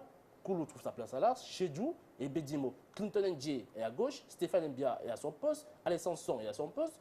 Choupo se place à ce poste. Karl Toko Ekambi, le jeune socialien, se place à ce poste. Et Léonard Kweke se place à droite. Enfin, à pointe de l'attaque, autant pour moi. On évolue une fois de plus avec la technique, bien sûr, avec le classement des meilleurs buteurs de Camerounais qui évoluent en Europe. On observe que le premier, du moins le meilleur buteur camerounais en Europe, c'est Karl Toko Ekambi avec 14 buts, le jeune socialien qu'on a appelé pour la première fois, qui faisait partie du Men of the Day il y a 2 éditions. Je crois que vous étiez là, à Boudaga. Ensuite, Léonard Kweke de Rizesport en Turquie avec 12 buts. Choupo-Moting du Schalke 04 avec 9 buts. Et Tondi Franck du FC Zurich, que vous n'aimez pas, certains Camerounais n'aiment pas, alors que les stats parlent pour lui tout de même, 9 buts. Jacques Zoua de KCS Sport, 8 buts. Benjamin Mukanjo, 8 buts. Et Clinton Ndje, 7 buts. Alors, 9 buts en combien de matchs pour Tondi je crois 24, 25 matchs. Une vingtaine. Oui, c'est même très raisonnable, c'est très positif. Je vous épargne les buts inscrits en Coupe de l'UEFA qui sont assez conséquents cette saison. On n'est pas sur le cas Tondi, on est dans un cas général. Pour faire avec monsieur l'expert de l'équipe nationale qui s'en va maintenir la réponse, Abou Dagar qui veut dire un mot encore. Non, je veux dire que, honnêtement, il a parlé d'objectivité. Dans le football, si vous avez à la tête du Barça aujourd'hui Luis Enrique qui joue d'une certaine manière, vous mettez un autre entraîneur, il jouera d'une manière différente. En termes de buteur, pour moi, je le dis, je le redis, un but en championnat de Suisse, un but en championnat de Roumanie et un but au Portugal ou en Angleterre ou en Espagne, ce n'est pas le même niveau. Tous les spécialistes du football vous diront, nous qui avons travaillé dans ce milieu d'agents de joueurs, vous savez, les joueurs sont classifiés pas selon le nombre de buts, mais les buts dans certains championnats ont plus de valeur que d'autres. Il y a un système qui est appelé, comment ça s'appelle, Football Scout, que tous les clubs, tous les recruteurs de tous les clubs européens et les clubs sud-américains, les grands clubs du monde utilisent. On affecte des coefficients. C'est des coefficients, ce n'est pas le nombre de buts. Donc ce classement, si vous allez dans Football Base, qui est une base sur laquelle c'est une base de données qu'on utilise, par exemple, pour fixer, par exemple, la valeur du joueur, combien il coûterait, ainsi de suite. Vous verrez que le classement serait totalement différent. Le joueur de Sochaux, il joue en Ligue 2 en France. Il joue en Ligue 2 en France. Entre marquer des buts contre des défenseurs de Ligue 2 et contre des Thiago Silva, il y a quand même une petite différence. Ça ne retire rien. Je vous dirais, je vous dirais que quand Clinton Jane arrive, il joue avec la réserve. Non, mais ça c'est normal. Mais ça n'empêche qu'il marque 4 buts en équipe nationale avec la sélection. Non, Clinton Jane joue ses premiers matchs avec l'équipe première de Lyon il y a cela 2 saisons. Oui, mais les premiers matchs. Mais en réalité, il passe son temps avec la réserve. Cette saison, il a combien de matchs? Il a 30 matchs, 7 buts marqués. Voilà, quand Clinton Jay arrive en sélection, il avait déjà commencé à jouer en équipe première. Juste pour vous dire. Et dans les 30 matchs évoqués, il a 15 matchs titulaires et 15 dans lesquels il entre en donc, jeu, je vous redonne, vraiment pour rester sur mon avis, je vous redonne mon avis à moi, sans être expert de quoi que ce soit. Mon avis d'homme de football. On a découvert votre expertise. Non, mon avis d'homme de football est que il faut prendre selon le contexte.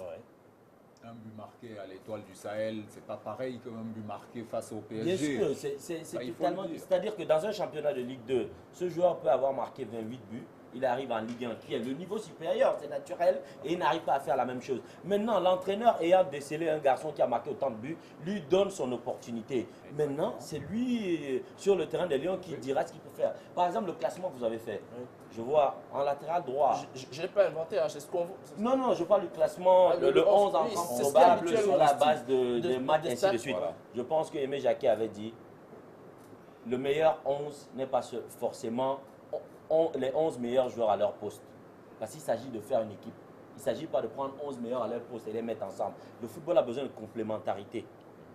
Donc, pour faire un groupe, pour faire un 11, c'est cette complémentarité qu'on recherche. Il y a beaucoup de joueurs là qui ont été cités, mais qui ont souvent été là et qui ont eu des difficultés à s'exprimer malgré les matchs qu'ils ont fait. D'accord, très bien. Oui, moi je perçois tout de même une contradiction dans les propos. Parce que pour le gardien, on dit qu'il est bon, même s'il n'a pas joué de match, il n'y a pas de souci, il est bon, il est talentueux, on accepte.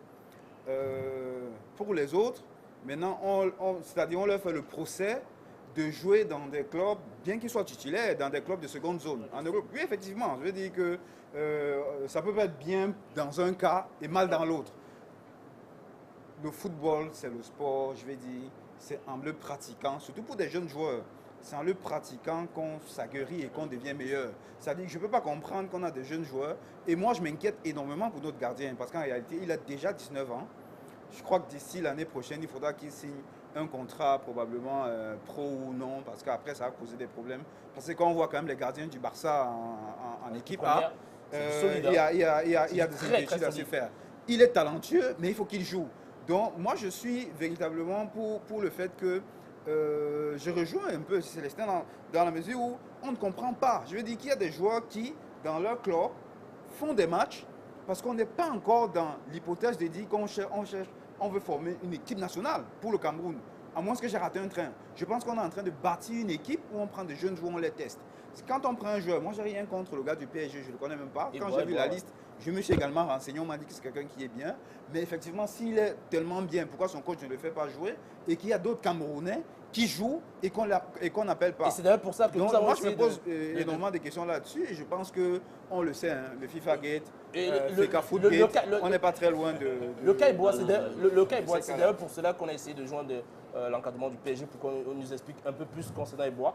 On va laisser les téléspectateurs, n'est-ce pas, se faire leur opinion par rapport à ce sujet. Cependant, on vous invite, messieurs, dames, à suivre le Zabnet de la semaine au montage. Richard Nard.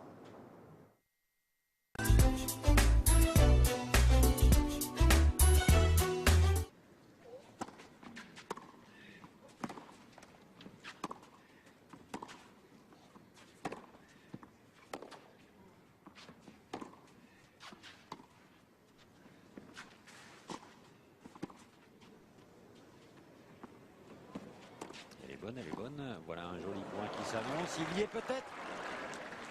Oui, il y est. Et tout ça, c'est très bon. C'est très bon, c'est très chouette. C'est technique, amusant, sympa. Brahim Astoum apprécie. Dani Alves con Messi. La pisa y se la muestra Valenciaga. Arranca Messi, ya dejó por el camino a Valenciaga, lo va a cortar Laporte, lo dejó. ¡Ay, mi Dios! Por Dios, el resto, ¿para qué lo cuento? ¿Para qué lo digo? Si usted lo ve todo, esto es impresionante. ¡Por Dios! ¡Gol! ¿Es verdad, Pereira fue gol? No lo puedo creer. ¿Cómo pudo haber hecho esto? Por Dios, señoras y señores, qué jugada nos sigue sorprendiendo. ¿Cómo voy a gritarlo y a cantarlo? Es una falta de respeto a esta obra. Hay que ponerla en el Museo del Prado. Esto no tiene parangón, Pereira. Alguien, si quiere, que lo grite. Yo me resisto. Le hago la veña. Le digo gracias. Gracias, Messi, pour existir. Parce que Blatter est costaud, d'abord, c'est un homme intelligent. Le football est un phénomène mondial invraisemblable. Aujourd'hui, il y a un continent un demi-continent qui est touché par cette affaire. Il faut attendre le développement. Mais l'Europe de l'Ouest est sévère. Je l'ai dit depuis longtemps, c'est pas depuis hier. On a une vision, on oublie l'Afrique. Moi, pourquoi je suis hésitant? Parce que je travaille beaucoup avec l'Afrique en football. Je pense que je serais peut-être élu plus facilement à la CAF qu'à la fédération, qu'à l'UEFA. Yassine Brahimi, du FC Porto, joueur international pour l'équipe d'Algérie, sur le Samedi Sport, sur Canal 2 International. Effectivement, c'est repartir pour les aventures folles de Samedi Sport sur les antennes de Canal 2 International. Alors, on va évoquer le troisième sujet de cette édition autour de cette soirée de gala qui se déroulera du côté d'Abidjan, la nuit du football africain. Alors, avec vous, Célestin Djamène, cette fameuse nuit, ce fameux concept, comment vous voyez cela, cette nuit du football africain? Bon, je n'ai rien contre les soirées de gala, parce que j'estime que tous les pays le font. Je crois que l'Afrique peut aussi se hisser au niveau de France Football, de la soirée FIFA, etc. Mais je ne suis pas, moi, trop pour les galas, parce qu'en vérité, je suis pour l'évolution du football. Je pense que l'Afrique a d'autres priorités quand même. Bon, mais évidemment, réunir la crème du football africain, voire même mondial. Pour la récompenser. Pour la récompense, ça peut aussi être un message lancé aux plus jeunes générations aussi. Mais peut-être aussi parce que l'Afrique manque de ce genre de concept. Parce qu'en Europe, il y a tout cela, en Amérique, il y a cela, mais en Afrique, il manque cela. C'est pour ça que je dis que si ça va à dessein, si c'est fait à dessein, c'est très bien. Parce qu'en vérité, il faut aussi, pas rivaliser, mais essayer de prendre du bon sur ce qui se fait ailleurs. Et faire en sorte que les meilleurs talents puissent être mondialement vus et récompensés. Que pensez-vous de la présence des gloires actuelles et des anciennes gloires? C'est une bonne chose parce que ça indique que le parcours peut être aussi un exemple pour les jeunes. Donc si maintenant on peut essayer de récompenser de façon en mondiovision, ou en tout cas au niveau du continent africain, ces joueurs-là, bon, c'est aussi une source d'inspiration pour les jeunes. Mais il ne faut pas qu'on se limite précisément, n'est-ce pas, à ces soirées de gala pour le gala. Parce que je sais que par exemple, que quand Jérôme Champagne avait lancé l'opération Gagner pour l'Afrique, c'était aussi pour essayer de promouvoir le football dans les plus petites nations de football, le Cap-Vert, le Belize, Sierra Leone, etc. Aujourd'hui, quand je vois le niveau du football africain, on a beau reprocher ce qu'on va à Blatter, mais sous son règne quand même, il a quand même essayé de diversifier, de populariser sur tous les continents le football. Et je pense que c'est vers ça que l'Afrique doit tendre. Ce n'est pas simplement se réduire, n'est-ce pas, aux soirées de gala, même si, dans le fond, ce n'est pas si mauvais que ça, si ça a justement pour but, effectivement, de montrer aux jeunes qu'on peut être persévérant et arriver à quelque chose. Alors Serge Boussam et également Achille Assako, on se souvient que des grands médias, entre guillemets, comme l'équipe ou France Football, soient un peu nés, peut-être pas avec des soirées de gala, mais un peu de la sorte, c'est-à-dire qu'on débute avec un petit concept, après ça prend du volume, après ça devient une référence. Mais ça nous changera peut-être des fiascos qu'on a observés dans l'attribution du Ballon d'Or avec des joueurs qui perdent le Ballon d'Or parce qu'ils ne seront pas présents à la remise. S'il faut que ça se passe par des galas et que ce soit pas... Est-ce qu'à long terme, selon vous, ça peut être, vous savez, un peu comme avec France Football et la FIFA, qui ont fusionné pour le Ballon d'Or, est-ce qu'à long terme, on peut arriver à cela, c'est-à-dire que cette nuit, cette soirée, cette nuit du football africain, à long terme, fusionne avec l'attribution du titre de meilleur joueur africain avec la CAF? Ce serait une très bonne idée. C'est justement là où je voulais en venir en disant que ça nous changera des soirées catastrophiques où on donne le Ballon d'Or à quelqu'un qui n'est pas là, avec un agenda parfois totalement décalé. Si eux, ils ont la capacité, ces organisateurs-là, s'ils ont la capacité de mobiliser autant de personnes, ça ne peut être que tout bénéf. On doit rappeler qu'il y a quand même le soutien de l'État ivoirien par rapport à cela depuis la première édition. Donc c'est vrai que dans certaines nations, les citoyens ne bénéficient pas tout le temps du soutien de l'État. Mais en Côte d'Ivoire, puisque c'est le cas, qu'est-ce que vous en pensez, Aboudaga?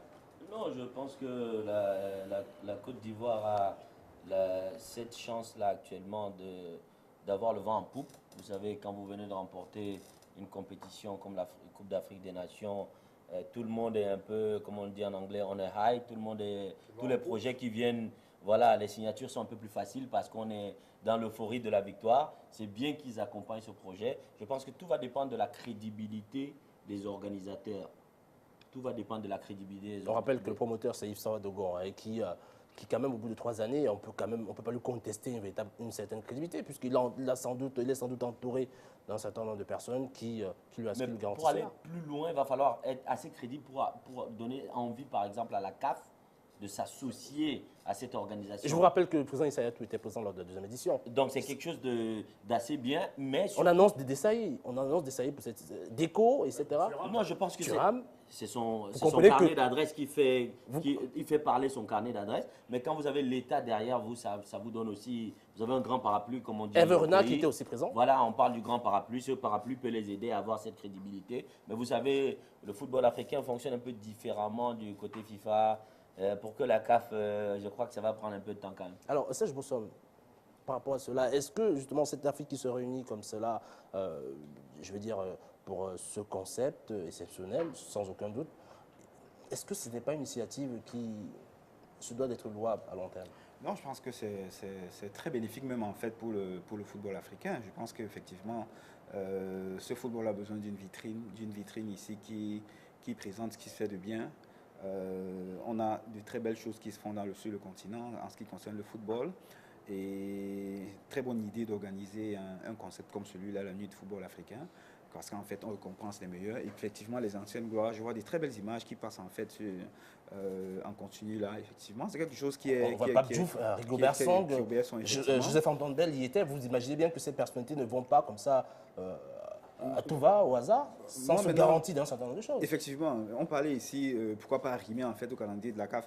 Et mon seul souci, c'est effectivement au niveau du timing, parce que il n'est pas du tout arrimé au calendrier des championnats en fait qui se font en Afrique, parce que là, c'est fini en Europe, effectivement, c'est le temps des récompenses, effectivement, des soirées. Mais en Afrique, on est soit en début de championnat, soit en milieu de championnat. Donc, je vois mal, en fait, pour moi, en fait, ça pourrait...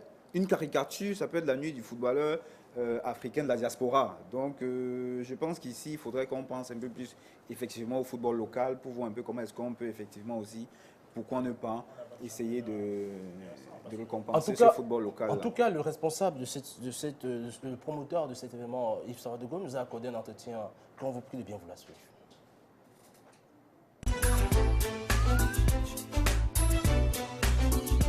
Yves Sawadogo, le promoteur de la nuit du football africain, bonsoir, bienvenue sur le plateau Samedi Sport sur Canal 2 International. Oui, bonsoir. Alors Yves, comment a été la conférence de presse hier exactement? Écoutez, une très belle conférence de presse avec la présence de toute la presse nationale ivoirienne et aussi internationale. Une conférence de presse réussie, un concept avec une innovation présentée, et aussi avec la présence d'un des membres d'honneur, M. Cyril de Moro. Donc, très belle conférence de presse, première étape de cette 3e édition de la Nuit du football africain réussie. Alors, quelle sera la différence entre cette édition, la 3e, et les 2 précédentes éditions? Bien évidemment, l'innovation de cette 3e édition reste le match de gala grand public qui verra se produire des légendes du football africain, une très belle affiche d'anciennes gloires du football africain opposées aux ex-internationaux ivoiriens. On espère avoir un très beau spectacle. C'est l'une des innovations de cette édition, donc un match de gala placé sous le signe de la paix et de l'amitié entre les peuples africains. Alors, pour quel intérêt vous avez, entre guillemets, suscité l'intérêt également du média Canal 2, en plus des médias, de nombreux médias que vous avez actuellement? Écoutez, Canal 2 a une émission qui est très bien suivie, donc Samedi Sport. Et on sait aussi que c'est une chaîne camerounaise et le Cameroun reste pour moi l'une des plus belles nations du football africain. Donc c'est ce qui, bien évidemment, a motivé notre souhait, notre envie d'associer Canal 2, mais aussi la participation de quelques anciennes gloires camerounaises, donc tels que Rigobert Song, Jérémy Dutop, Roger Mila et aussi Joseph Antoine Bell. Alors, vous le garantissez pour cette année une belle brochette de stars? Bien évidemment, l'Afrique regorge de sommités intéressantes en matière de football. Justement, l'intérêt de la Nuit du football africain, c'est de pouvoir offrir un plateau justement de ces sommités. Merci Yves Saradogo, à très bientôt, au revoir. Merci et à très bientôt.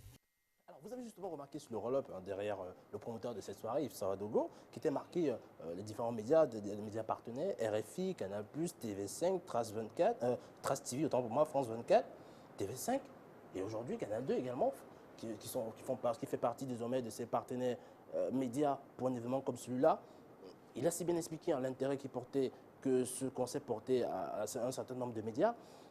Aujourd'hui, et en rappelant aussi que cette soirée sera diffusée, bien sûr, messieurs et dames, sur les antennes de Canal 2 International, bien évidemment. Alors, avec vous, Abou Daga, par rapport à cela, c'est-à-dire qu'on a ce sentiment que c'est un concept qui est véritablement bien pensé, une stratégie qui est mise en place. Oui, absolument. Et en plus, comme le disait le copanéliste tout à l'heure, il faut que ce soit aussi une soirée de gala qui est pour les Africains, pensée par un Africain pour les Africains. Parce que les médias cités tout à l'heure, il y a beaucoup de médias occidentaux. Donc, quand ils commencent à se diriger vers les médias locaux, ce sera plus accessible aux Africains. Et c'est cela qui va porter ce projet un peu plus haut. Parce que le côté marketing est extrêmement important dans des soirées comme celle-là. Et dès que vous avez un réel intérêt des populations locales, les sponsors sont plus intéressés et vous avez des capacités un peu plus élevées. Donc je pense qu'il a bien fait parler son carnet d'adresses parce que dans des soirées comme celle-là, c'est de ça qu'on parle. C'est une question de contact et on a vu avec les différents sponsors qu'il a des contacts et les joueurs aussi. Et on espère que ça va prospérer parce que c'est plutôt intéressant. Mais quelque part, il va falloir aussi introduire de plus en plus le football local pour essayer de faire progresser et de promouvoir le football africain sur le plan local. Alors, monsieur, on est au terme de cette édition. On en profite, n'est-ce pas, pour vous diffuser la bande-annonce de la prochaine émission. Pour la prochaine émission de Samedi Sport, le secret de la réussite de Coton Sport. And that's a beautiful center. Oh, that's a whoa! What a goal! What an impeccable one there! Pourquoi ce club domine-t-il le championnat? Quels en sont les hommes forts, la stratégie? Pourquoi malgré tout, la sélection nationale ne se sert-il pas de ce vivier? Existerait-il un anti-Coton Sport? Ce sera à suivre pour la prochaine édition de Samedi Sport. Alors, on rappelle justement les résultats du Man of the Day pour cette édition. Vous avez tout simplement voté en faveur du capitaine Stéphane Mbia. Bah écoutez, bravo pour lui, et c'est la première fois que de manière consécutive, 3 fois consécutive, que depuis la mise en place de cette rubrique, qu'un joueur obtient le Man of the Day. Alors on en profite déjà pour remercier bien sûr l'ensemble des panélistes que vous êtes. Merci une fois de plus d'être venu à cette édition. On remercie aussi à la caméra Divine. On remercie aussi Colin Swanchan, le responsable à la réalisation, le chef de plateau, l'ensemble de tous ceux qui ont participé à la réussite de cette émission. En tout cas, sachez que nous, ici sur ce plateau, ça nous a dit sport. Et si vous, ça vous a dit sport, retrouvez-nous pour les prochaines aventures de Samedi Sport.